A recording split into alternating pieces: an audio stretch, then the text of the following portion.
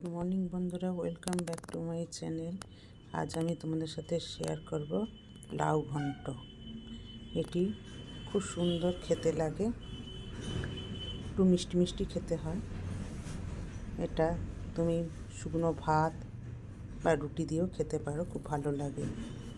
আমি কিভাবে লাউ ঘন্ট করলাম সেটাই আমি তোমাদের সাথে শেয়ার করব।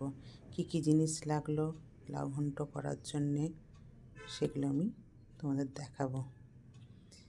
এর জন্য আমি নিয়ে নেব একটা লাউ এবং এর আস্তে আস্তে খোসাগুলোকে ছাড়িয়ে নেব। খোসাগুলোকে ছাড়িয়ে নিয়ে এটাকে আমি কুচি কুচি করে কেটে নেব, খুব সরু সরু করে কেটে নেব লাউগুলোকে।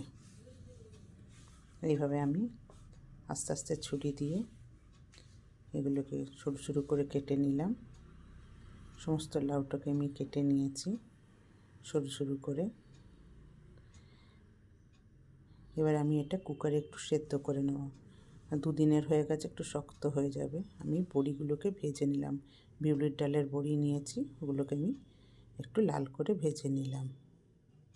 আর এবার নেব একটু সর্ষে আর পোস্ত, এই দুটোকে আমি মিক্সিতে বেটে নেব। সর্ষে আর পোস্তটাকে বাটা হয়ে গেছে আমার, সর্ষে পোস্ত। আমার লাউটাও সেদ্ধ হয়ে গেছে। এবার কড়াইতে আমি শুকনো লঙ্কা ফোড়ন আর একটু কালো জিরে দিয়ে দিলাম। এবার মটরশুঁটিগুলো দিয়ে দিলাম আর সেদ্ধ করা লাউটা দিয়ে দিলাম। দিয়ে এবার আমি এটাকে ভালো করে নেড়ে নেব। আর এতে দিয়ে দেবো এবার সর্ষে পোস্ত বাটাটা দিয়ে এটাকে ভালো করে মিশিয়ে নেব। এবার এতে দিয়ে দেবো একটু স্বাদ অনুসারে নুন, যাতে যা জল বার করার থাকে সেটা জলটা বেরিয়ে যাবে। আর আমি এবার এই বড়িগুলোকে হাতে করে একটু গুঁড়ো গুঁড়ো করে নেব।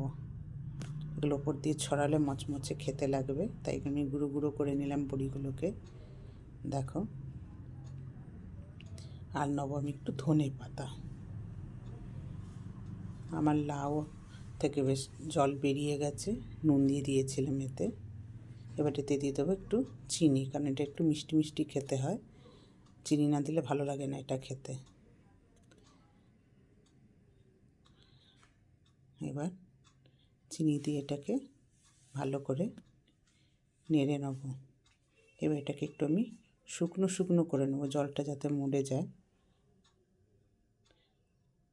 যত শুকনো করব তত টেস্ট আসবে এটার।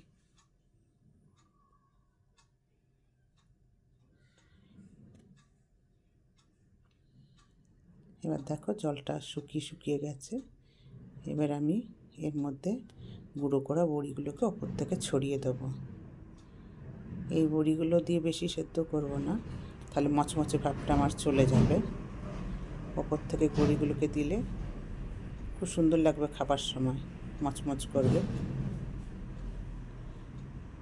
এবার এটাকে মিক্সড করে নিয়েছি ভালো করে।